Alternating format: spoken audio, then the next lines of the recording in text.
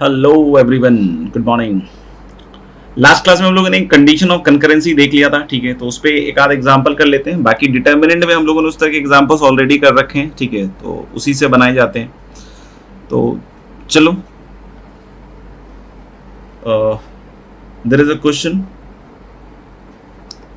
हालांकि ये भी डिटर्मिनेंट में एक तरीके से करवाया ही हुआ है, ठीक है ना, बट फिर भी इसको स्ट्रेट लाइन के हिसाब से अपन लिख देते हैं। Let lambda and alpha belongs to R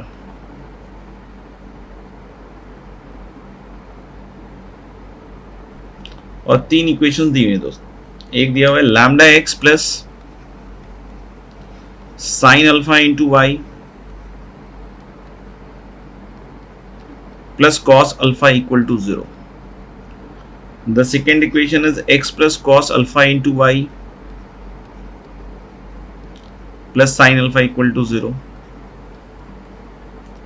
And third is minus x plus sine alpha into y minus cos alpha equal to 0. Question is like this: if these lines are concurrent,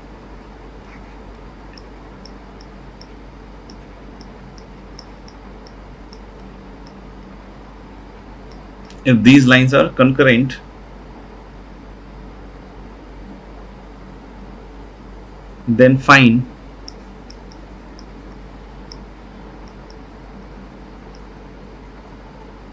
a range of lambda, and for lambda equal to 1 find the values of alpha, find general values of alpha.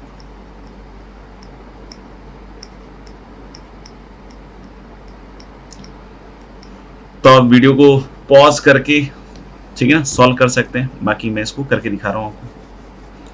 तो हालांकि करा हुआ है, कुछ खास नहीं है, बस ये लाइंस के फॉर्मेट में दिया हुआ है। और ऐसे ही डिटर्मिनेंट में मैंने और भी, क्योंकि आप समझ रहे हो एक्चुअली तो ये डिटर्मिनेंट से ही कनेक्ट हो रहा है।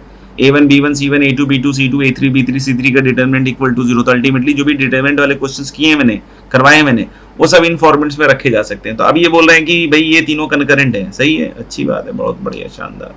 तो लेने कि अगर ये कनकरेंट है, तो हम लोग बोल सकते हैं ना कि फिर इसका जो डिटर्मिनेंट होगा that is lambda sine alpha cos alpha 1 cos alpha sine alpha and -1 sine alpha minus cos alpha. This determinant is going to be 0। ये कनकरेंसी क्योंकि बोल रहा है तो ले लिया अपन ने, ठीक है ना। लैम्डा के साथ आप देखोगे तो minus cos square alpha minus sine square alpha that is -1 हो जाएगा। आप करके देख लेना, पेन चला के देख लेना, आपको दिख जाएगा। फिर इधर -1 के साथ क्या आ रहा है? -1 के साथ मुझे ऐसा लग रहा है कि -1 के साथ आ रहा है, नहीं, -1 के साथ आ रहा है मेरे ख्याल से sine alpha minus cos alpha और minus sine alpha minus cos alpha, यानी कि मेरे ख्याल से दोनों बार माइनस ही है ना, minus sine alpha -2 sign alpha cos alpha और ये माइनस माइनस प्लस हो जाएगा। तो मेरे ख्याल sin 2 अल्फा आ गया, ये 2 साइन अल्फा कॉस अल्फा है, सही है क्या। और -1 के साथ एक और देखना, ये आएगा minus sine square alpha minus cos square alpha. Minus है तो माइनस उधर चला जाएगा, तो cos square alpha minus sine square alpha that is cos 2 alpha. ये आ रही इक्वेशन। तो हम लोग बोल सकते हैं कि अंडर दिस कंडीशन ये लाइन क्या हो जाएंगी, तीनों मतलब कंकरेंट है, तो ये कंडीशन आ जाएगा। अब अगर कंडीशन आ गया ये और बोल रहा है कि लैम्डा की वैल्यूज बतलाओ, तो मैं क्या बोल रहा हूँ कि lambda is sine 2 alpha plus cos 2 alpha. तो लैम्डा की वैल्यूज पूछ रहा है कहां, तो अल्फा बिलोंग्स टू आर है और इसका हम लोगों ने रेंज निकालना सीखा ही है, -√a² प्लस b² से √a² प्लस b²। तो लैम्डा की वैल्यू आ गई -√2 से √2 जनाब। अब कोई बोला लैम्डा इक्वल टू 1 के लिए इसका सॉल्यूशन निकालो, तो भाई इस तरह के क्वेश्चन तो हम लोगों ने ट्रिग्नोमेट्रिक इक्वेशन में फोड़ ही रखा है। तो अगर हमने वो फोड़ रखा है तो अपन ऑब्वियस बात बोल रहे हैं कि इससे किस में डिवाइड करेंगे, √2 से। और √2 से डिवाइड करने के बाद इसको sin π/4 वगैरह या cos π/4 में बदल के शायद ये बन जाएगा sin 2, या cos में बदल दें, चलो cos में बदल देते हैं। तो cos 2 अल्फा माइनस π/4 मेरे ख्याल से यही देगा, बोलो, और इक्वल टू cos π/4 टाइप का मिल जाएगा। तो वही 2n पाई प्लस माइनस सल्टा दीजिए। तो 2 अल्फा माइनस π/4 इक्वल टू क्या लिखोगे, 2n पाई जनरल है ना, प्लस माइनस पाई। तो आई होप उधर जब प्लस लोगे तो मेरे ख्याल से तो कर लोगे यार, इसके आगे आप लोग निकाल लेना, मेरे ख्याल से इसके आगे आप अल्फा की वैल्यूज निकाल लेना, n is what, integer. Done बच्चों, तो देख लेना आप जो भी है। तो एक तो ये,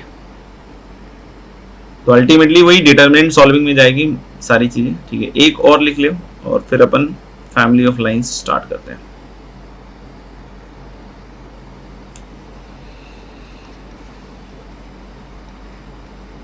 if BC is not equal to AD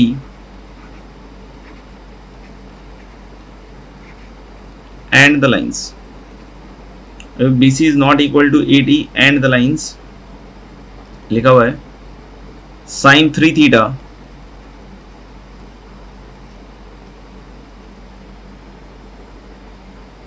into x plus AY plus B equal to 0 cos 2 theta into x plus cy plus d equal to 0 and 2x plus a plus 2c into y plus b plus 2d equal to 0 are concurrent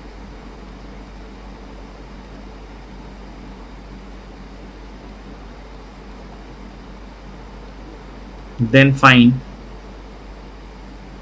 most general values, most general values का मतलब वही होता है, general values ही होता है, ठीक है ना, most general values of theta कीजिए। तो भाई साहब मेरे ख्याल से तो फिर से यही है कि इसका डिटर्मिनेंट लिखते हैं, नहीं डिटर्मिनेंट में क्या आएगा, sine 3 theta A B then is cos 2 theta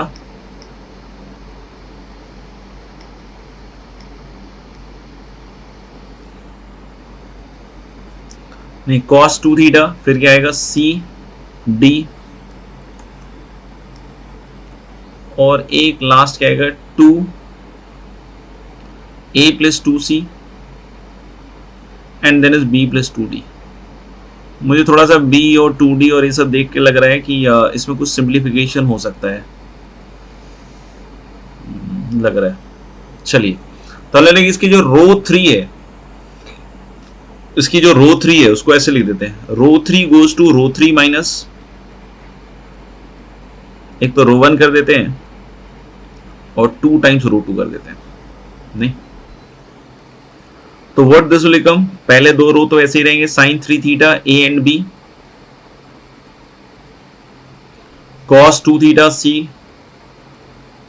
and then finally what D, और ये 2 माइनस साइन 3 थीटा, राइट, देखना एक बार, और माइनस 2 cos 2 थीटा, और जब a प्लस 2c में a घटाओगे तो 2c रहेगा और 2c फिर घटा दोगे तो 0 हो जाएगा और यहां भी 0 आ जाएगा, देख लेना एक बार आप। तो लेंगे दिस इज इक्वल टू 0। अब यहां से साफ साफ मुझे तो दिख रहा है कि भैया ओपन कर देते हैं थर्ड वाले रो के लॉन्ग, तो लेंगे तो क्या हो जाएगा 2 माइनस साइन 3 थीटा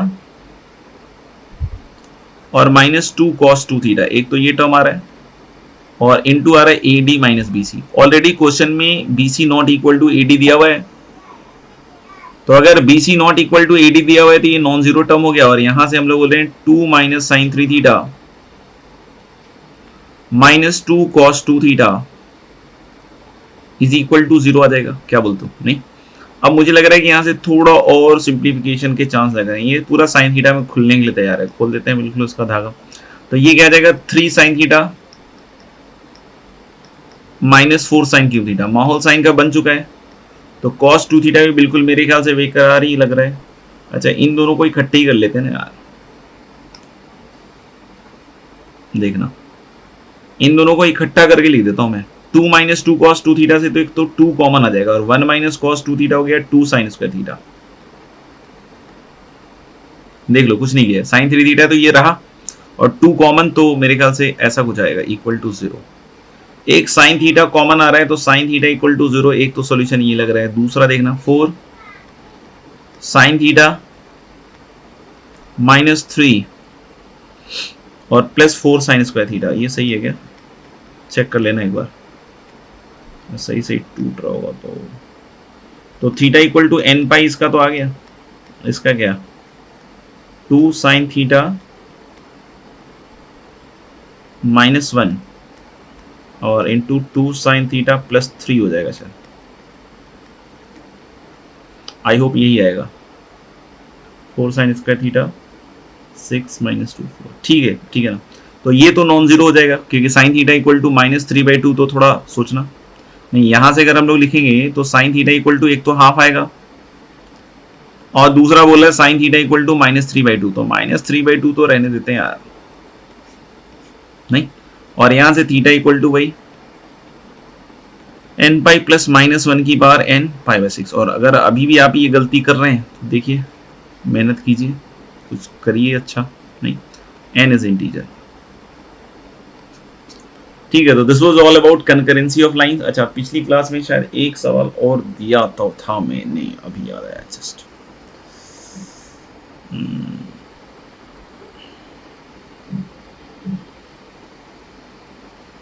देख लेते हैं यार, मिल जाए तो। स्ट्रेट लाइन वाला था, हाँ ये था। Determine all the values of alpha for which this, तो उसमें पैराबोला वाला मतलब y equal to x square वाले अप्रोच से जा सकते हैं, लेकिन वो थोड़ा बनाने में थोड़ा समय लग जाता है। बाकी अपन नॉर्मली देख लेते हैं इन लाइंस को प्लॉट करके, शायद उससे ज्यादा अच्छा समझ में आ जाए। ओरिजिन अगर किसी लाइन पे नहीं पड़े तो ज्यादा बेहतर है, थोड़ा सा आसानी से सब कुछ हैंडल हो जाएगा। तो इसलिए I will look upon origin for all help. देखना तो मान लीजिए 2x + 3y - 1 इक्वल टू 0, तो मेरे ख्याल से हाफ और 1/3 वाला है ना ये, तो इधर शायद हाफ मतलब हो गया तुम्हारा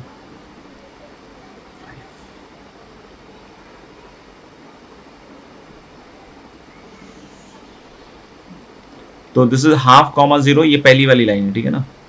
और ये हो गया 0,1/3। और अब क्या आ रहा है 3, और उधर से क्या आ रहा है 3x इंटरसेप्ट और 3/2 मतलब 1.5, तो इधर तो और खिंच गया, और 3/2 मतलब मेरे ख्याल से ये 0,1/3 और ये हाफ कॉमा 0। दूसरी वाली लाइन की अगर हम बात करें तो 3, तो ये तो दूर जाएगा इधर से, मतलब काफी दूर रहेगा, नहीं ये बैठ गया, तो और इधर से शायद ये कुछ ऐसा आएगा 1.5, तो थोड़ा तो ऊपर जाएगा।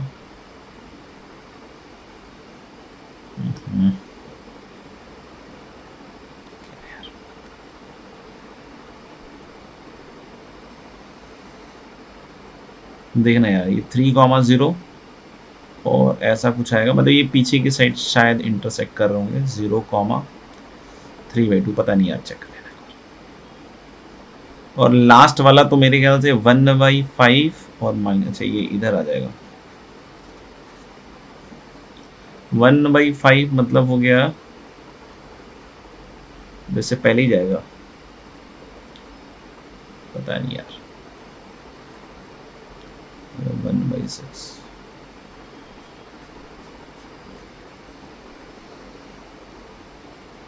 तो मेरे ख्याल से इधर तो कटाई होगी, इसका वाला कटाई तो लेना पड़ेगा आपको, इधर वाला। तो एक्चुअली तो ट्रायंगल क्या बना,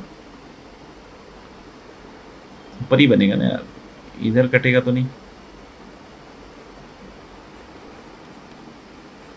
ये निकाल लें इंटरसेक्शन पॉइंट इन दोनों का। मुझे तो लग रहा है यार उधर ही आएगा, स्लोप तो यही फील दिला रहा है। बाकी अगर 2 से मल्टीप्लाई करके अगर घटा दें तो 2x कट जाएगा, और 3y - 4y इज -y, -1 - 6 तो +5 आ रहा है, y इक्वल टू 5, ये तो एक्सपेक्टेड था मेरे को, और 5 दूनी 10, हाँ ठीक है, उधर ही आना चाहिए था, ठीक है ना। तो अल्फा कॉमा अल्फा स्क्वायर इधर कहीं होगा, तो मुझे तो बहुत बढ़िया फील आ रही है कि ओरिजिन इधर की साइड है, तो हर एक लाइन के कॉन्टेक्स्ट में हम इसको जांच सकते हैं कि किधर जा रहा है। तो जैसे मैं बोल रहा हूँ कि जो पहली लाइन है ये फर्स्ट लाइन है ना, ये वाली गुलाबी वाली, तो alpha comma alpha square origin इसके ऑपोजिट साइड है, तो 0 0 कैसा साइन दे रहा है, नेगेटिव। तो अल्फा कॉमा अल्फा स्क्वायर कैसा साइन देगा, मैं थोड़ा सा इसको इधर कर देता हूँ पॉजिटिव, तो यानी 2 alpha plus 3 alpha square minus 1 greater than 0, और 3 अल्फा स्क्वायर प्लस 2 अल्फा है ना, प्लस 3 अल्फा माइनस 1, पता नहीं यार, देख लेना यार एक बार, तो कुछ गड़बड़ हो जाए तो आप लोग खुद से चेक कर लीजिएगा।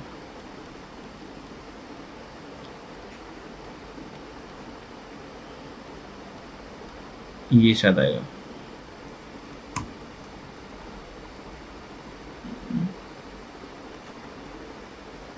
क्या हो रहा है, अल्फा लेस देन माइनस 1, एक तो ये आ जाएगा। ये तो पहली वाली लाइन का हो गया। x प्लस 2y माइनस 3 वाला, ये तो यही लाइन है, नहीं इसके लिए तो सेम साइन है 0 0 अल्फा अल्फा स्क्वायर का, तो ये नेगेटिव दे रहा है, तो ये भी नेगेटिव देगा, तो यानी alpha plus 2 alpha square minus 3 negative, तो that is 2 alpha square plus 3 alpha minus 2 alpha minus 3,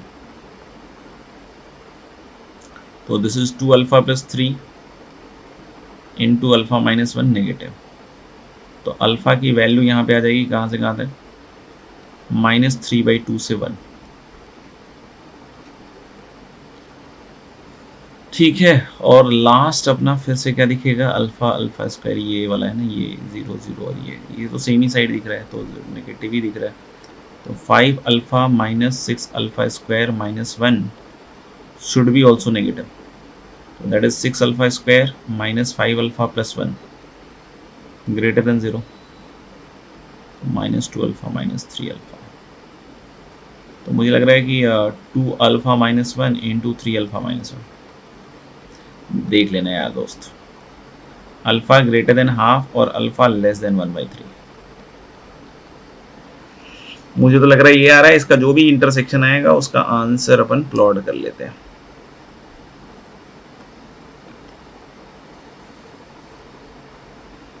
तो जैसे एक तो 1/3 है, और एक है -1, फिर एक है -3/2, एक है 1, और एक है 1/3, और एक है हाफ। ये वाला कह रहा है ग्रेटर देन 1/3 और लेस देन -1, ये वाला कह रहा है पहला सॉल्यूशन। दूसरा सॉल्यूशन क्या कह रहा है भैया, -3/2 से 1 है, और तीसरा कह रहा है कि ग्रेटर देन हाफ और लेस देन 1/3। अब जहां भी तीनों लाइंस आएंगी उसी को अपन सॉल्यूशन मानेंगे, तो मुझे एक तो यही लग रहा है, तुम लोगों को भी लग रहा है क्या, और दूसरा मुझे ये वाला लग रहा है, इसके अलावा कोई है क्या, इसके आगे तो नहीं दिख रहा तीनों लाइन, इसके पीछे भी नहीं दिख रहा, दो ही, पता नहीं, देख लेना यार। तो अल्फा बिलोंग्स टू -3/2 से -1 यूनियन हाफ से 1, जस्ट चेक इट वंस। तो मेरे ख्याल से यही सवाल था, देख लेते हैं, अगर कुछ इसका आंसर दिया हो तो अच्छी बात है, नहीं दिया हो तो कोई बात नहीं। एग्जैक्टली तो इसका आंसर दिया हुआ है नहीं भाई, ठीक है ना, तो मैं एग्जैक्टली कुछ बोलने की अवस्था में हूँ नहीं, बट मुझे लग रहा है शायद मैंने कोई कैलकुलेशन मिस्टेक नहीं की होगी, और अगर नहीं की होगी तो आंसर सही होगा, कुछ हो गया हो तो बतला देना भाई। चलिए मेरे ख्याल से अब हम लोग फैमिली ऑफ लाइंस में चलते हैं। Okay, let's go to family of lines.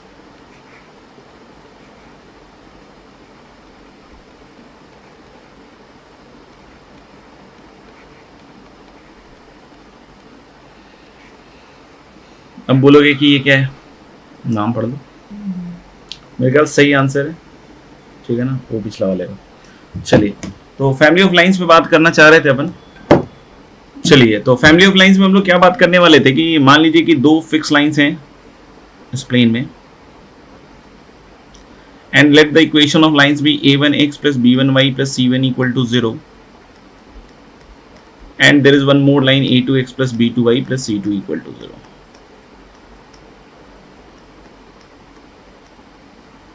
ठीक है, दो लाइन है a1x plus b1y plus c1 equal to 0 and a2x plus b2y plus c2 equal to 0. आप ये सारी बातें समझते हैं कि इसके पॉइंट ऑफ इंटरसेक्शन से इनफाइनाइट लाइंस पास करेंगे. I hope every one of you can understand, because there is only one point, तो पॉइंट ऑफ इंटरसेक्शन से इनफाइनाइट लाइंस गुजरेंगी. अगर कोई बोले कि इन सारी लाइंस को क्या हम किसी इक्वेशन से रिप्रेजेंट कर सकते हैं, answer is yes. We can represent all such lines through a equation. उसी को हम बोलते हैं फैमिली ऑफ लाइंस. ये दिख रहा है ना, बहुत सारे लोग हैं नहीं जिसके दो फिक्स मेंबर हैं, जिसके दो फिक्स मेंबर हैं, इस फैमिली के दो फिक्स मेंबर्स हैं, देख लीजिए आप, एक ये और एक ये. ठीक है, और हम लोग बोलेंगे क्या कि बाकी जो लाइन है, जैसे इसको हम लोग मान लीजिए कि L1 से रिप्रेजेंट करते हैं. हम लोग L1 क्या है, तो जनरली इस तरीके से लाइन के एक्सप्रेशन जो a1x plus b1y plus c1 है, इसको हम L1 से रिप्रेजेंट कर सकते हैं. ठीक है, ऐसे ही हम लोग बोल रहे हैं क्या कि इसको हम लोग बोल सकते हैं L2. a2x plus b2y plus c2 को हम लोगों ने क्या बोल दिया, L2. सही है क्या? तो हम लोग बोलेंगे क्या कि एक इक्वेशन हो गई L1 इक्वल टू 0 और एक इक्वेशन हो गई क्या भैया, L2 इक्वल टू 0. ये दो लाइन से, और इसके इसके इसके इसके पॉइंट ऑफ इंटरसेक्शन से गुजरने वाली लाइन की इक्वेशन लिखनी है. तो we write like this.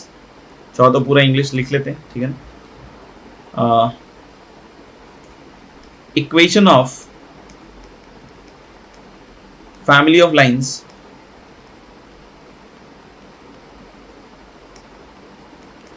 passing through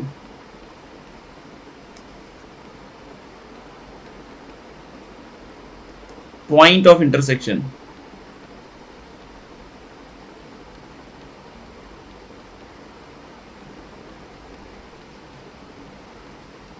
passing through the point of intersection of two fixed lines.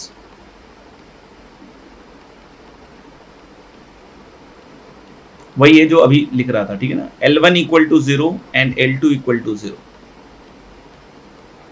Is given by, तो equation of family of lines passing through the point of intersection of two fixed lines L1 equal to 0 and L2 equal to 0 is given by L1 plus lambda L2 equal to 0. What is lambda? Lambda is some number, lambda is some real number, lambda is some real number. अब बोलोगे क्या है sir ये, थोड़ा समझाओ आप. तो वैसे तो आप खुद से भी कोशिश करो, खुद से भी ट्राई मारो, फाइट मारो, क्या चीज लिखी हुई है. L1 तो एक्चुअली ये है, नहीं समझ में आया? L1 तो एक्चुअली ये है मेरे दोस्त, समझ में आ गया? चाहो तो इसको मैं ऐसे लिख के दिखलाता हूं.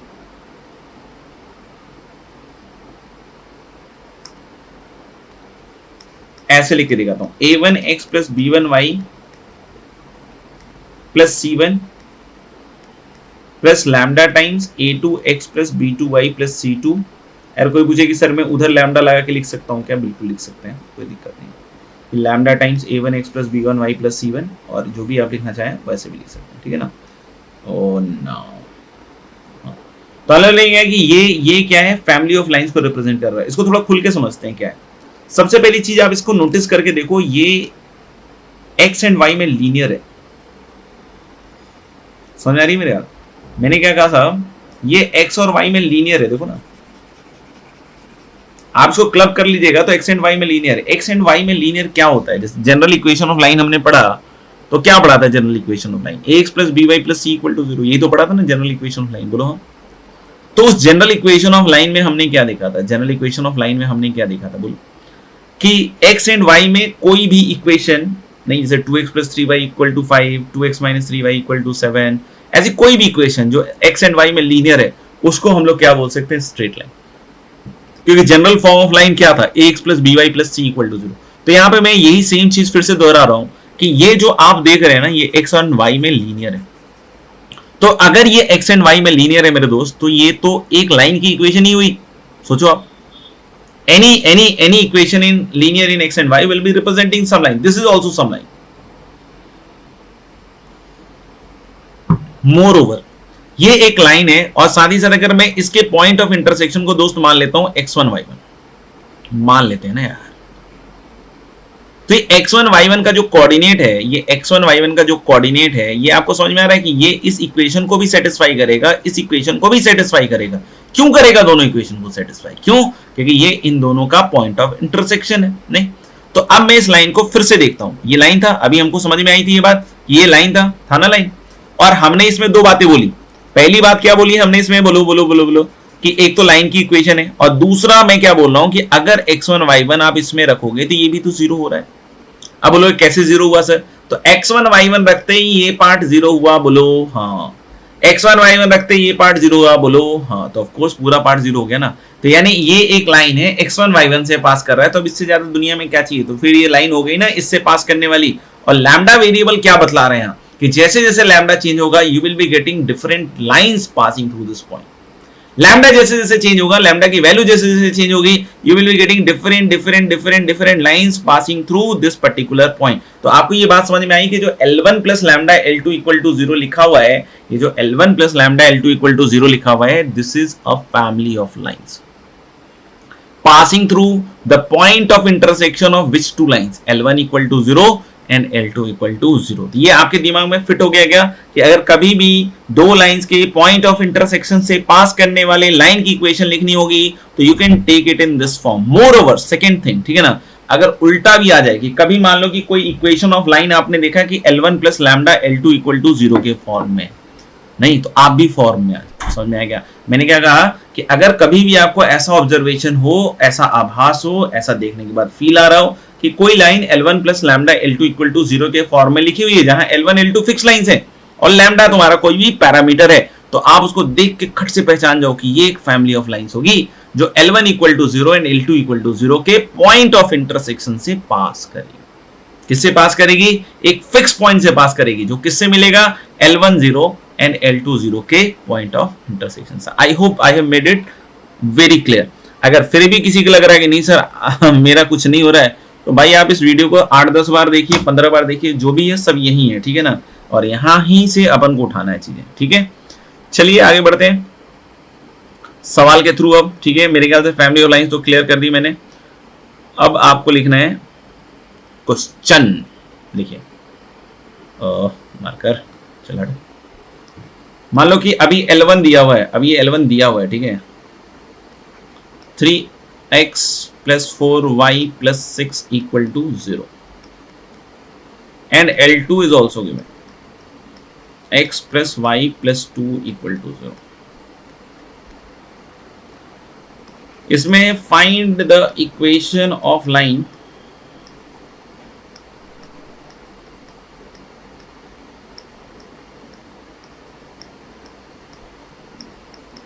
through point of intersection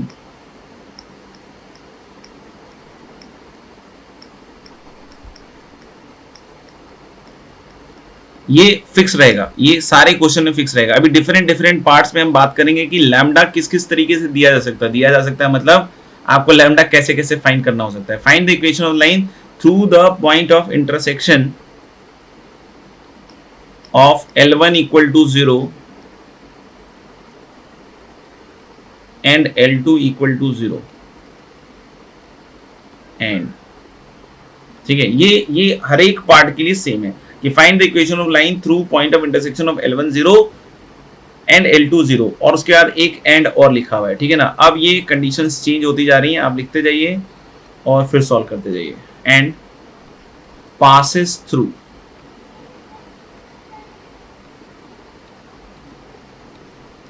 to comma -3, दूसरा parallel to the line,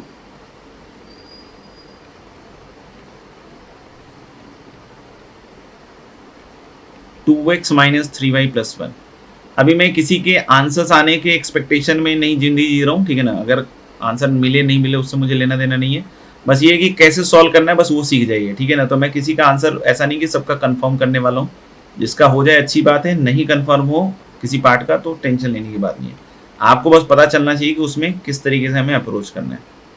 perpendicular to the line, to हर एक केस में अलग अलग लाइन निकलेगी बस ध्यान रखिएगा, सबको मिला के मत निकालने लीजिएगा। Has equal intercepts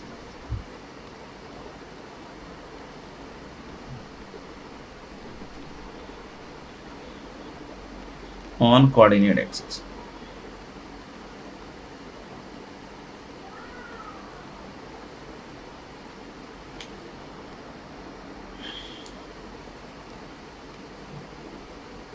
and at a distance of 2 units from origin.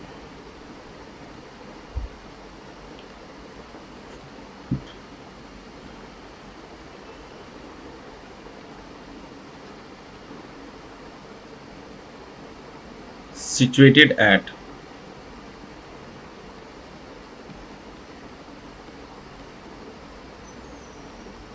a maximum distance from the point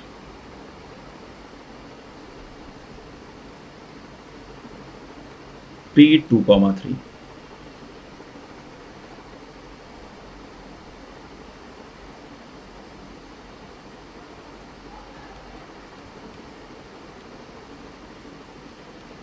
is parallel to x-axis.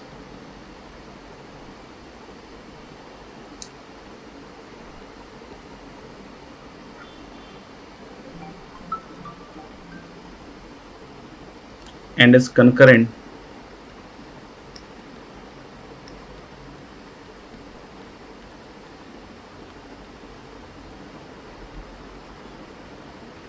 with the lines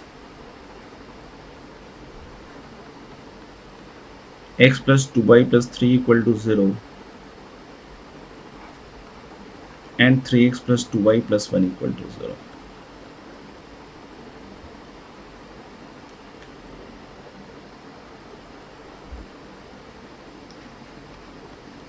Area intercepted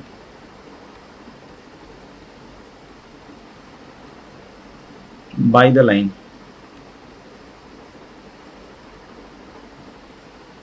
and coordinate axis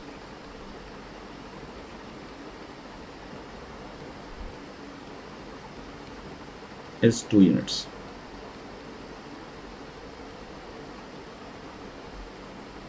Touching the curve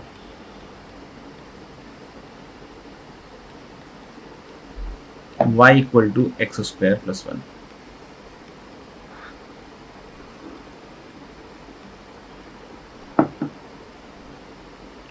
ठीक है भाई, तो इसमें actually मैं अभी कुछ solve नहीं कर रहा हूँ, ठीक है ना। तो ये आपको दे दिया है, इसको आप अच्छे से करिए, फिर अपन अगली क्लास में इसको डिस्कस करेंगे 200 पार्ट्स।